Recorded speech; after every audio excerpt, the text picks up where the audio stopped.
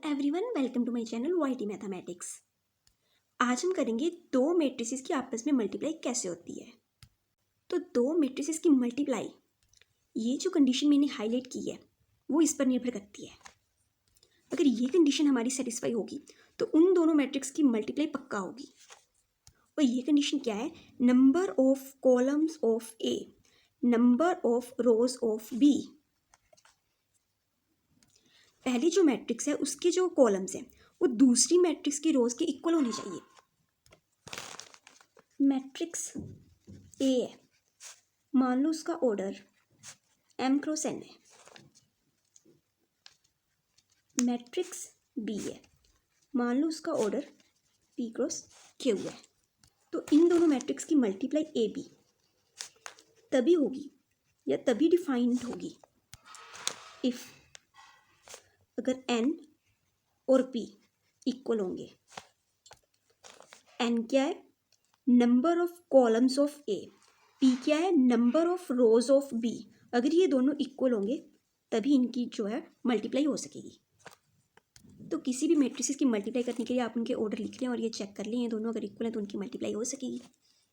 हम ना 2 क्रॉस 2 की दो मैट्रिक्स ले लेते हैं। ये कौन सा एलिमेंट होता है? A11, ये A12, A21, A22। और बी मैट्रिक्स ले लेते हैं, B11, B12, B21 और B22। ये भी 2 क्रॉस 2 की मैट्रिक्स है और ये भी 2 क्रॉस 2 की मैट्रिक्स है। इसका कॉलम और इसका रो दोनों इक्वल है। कॉलम्स और रोज दोनों इक्वल है, मतलब इनकी मल्टीप्लाई पॉसिबल है। अब हम देखते हैं इनकी मल्टीप्लाई कैसी होती है। यहाँ पर हम दोनों मैट्रिक्स लिख लेंगे।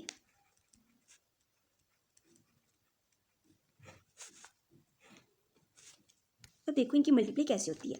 पहला रो पहला कॉलम, इसको हम एक टी की शेप याद कर सकते हैं। ये हो गया रो, ये होगी कॉलम, ये हो गया पहली रो, ये हमारा होगा पहला कॉलम। पहले वाले एलिमेंट की इसके पहले वाले एलिमेंट से मल्टीप्लाई, दूसरे वाले एलिमेंट की इसके दूसरे एलिमेंट से मल्टीप्लाई। तो A11 मल्टीप्लाई B11, क्या है? A12 B21 और बीच में आता है प्लस। ऐसे हम हर रो और हर कॉलम के साथ करेंगे। तो यहाँ पर हमारी ए बी मैट्रिक्स का पहला एलिमेंट आ गया। अब हम दूसरा एलिमेंट निकालेंगे। वो कैसे निकलेगा? टी की फॉर्म में लेकर चलते हैं। First row second column, A11 multiply B12, A12 multiply B22 और उनकी एडिशन।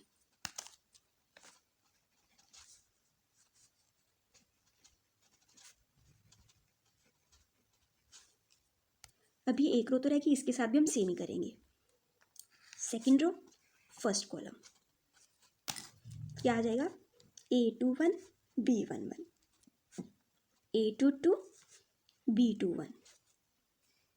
अब ये लास्ट वाला एलिमेंट रहेगा, वो कैसे आएगा? ये वाली रो की मल्टीप्लाई दूसरे कॉलम के साथ, A21 B12 plus A22 B22। तो इस तरह हम जो है वो सारे एलिमेंट्स निकाल लेंगे ए बी मैट्रिक्स के।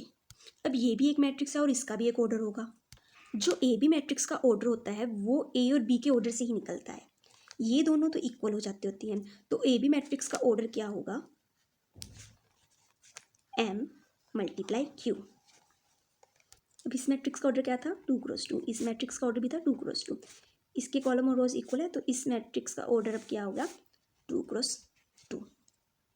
ये सारा सॉल्व करके एक नंबर बन जाएगा, ये भी सारा सॉल्व करके एक नंबर बन जाएगा, ऐसे ये भी एक नंबर बन जाएगा, ये भी सॉल्व करके एक नंबर बन जाएगा। ये 2 क्रॉस 2 की मैट्रिक्स होगी।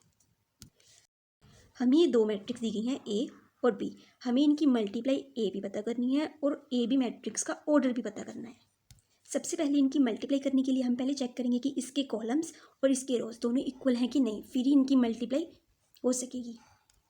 तो order of matrix A is, इसमें कितनी रोज है? 1 2 3 मल्टीप्लाई कितने कॉलम है? 1। ऐसी order of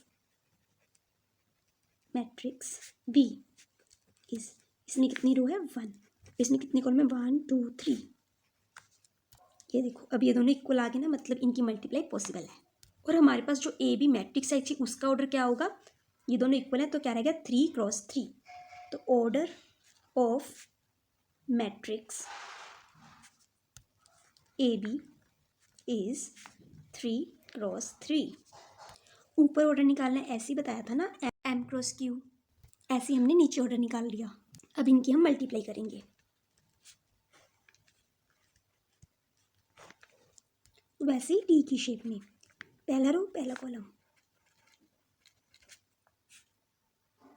first row second column, first row third column. अब सेकंड रो लेंगे, second row first column, second row. यहाँ पर सिर्फ एक एक एलिमेंट है ना, इसलिए यहाँ पर एडिशन नहीं हो रही है, सिर्फ मल्टीप्लाई हो रही है। थर्ड रो में सिर्फ एक एलिमेंट है और फर्स्ट कॉलम में भी एक एलिमेंट है, तो सिर्फ मल्टीप्लाई होगी 3 की इसके साथ। 3 × 4। अब इनकी हम मल्टीप्लाई कर देंगे। 2 3 4 4 6 8 6 9 12। तो ये मल्टीप्लाई हमारी सॉल्व होगी और इसका ऑर्डर कितना है 3x3, जो यहाँ पर हमने निकाला था। ये सम यहाँ पर सॉल्व हो गया।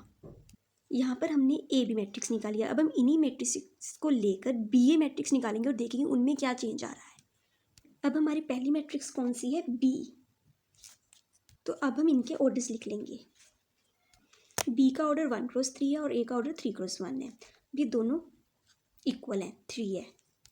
बी के कॉलम्स भी 3 हैं और ए के रोज भी 3 हैं, तो बी ए मल्टीप्लाई हो सकती है। और बी ए का ऑर्डर क्या होगा, 1×1। बी का ऑर्डर 1×1 होगा। 1×1 का मतलब क्या है, सिर्फ एक एलिमेंट ही होगा मैट्रिक्स में। अब इनकी मल्टीप्लाई हम वही टी की फॉर्म में करेंगे। पहली रो पहला कॉलम, 2 की मल्टीप्लाई 1 के साथ, 3 की मल्टीप्लाई 2 के साथ, और इनमें आएगा प्लस, क्योंकि ये एक रो है, ये एक कॉलम है और इनमें 3 एलिमेंट्स है। प्लस 4 × 3, तो ये कितना आ गया 20।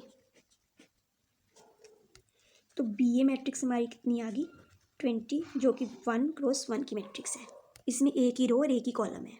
अब देखिए इन्हीं मैट्रिक्स को लेकर ए बी मैट्रिक्स हमारे पास क्या आई है और बी ए मैट्रिक्स हमारे पास क्या आई है। ए बी मैट्रिक्स का ऑर्डर क्या है और बी ए मैट्रिक्स का ऑर्डर क्या है। तो मल्टीप्लाई ऑफ मैट्रिसेस में ये ज़रूरी नहीं है कि ए बी और बी ए दोनों इक्वल हो।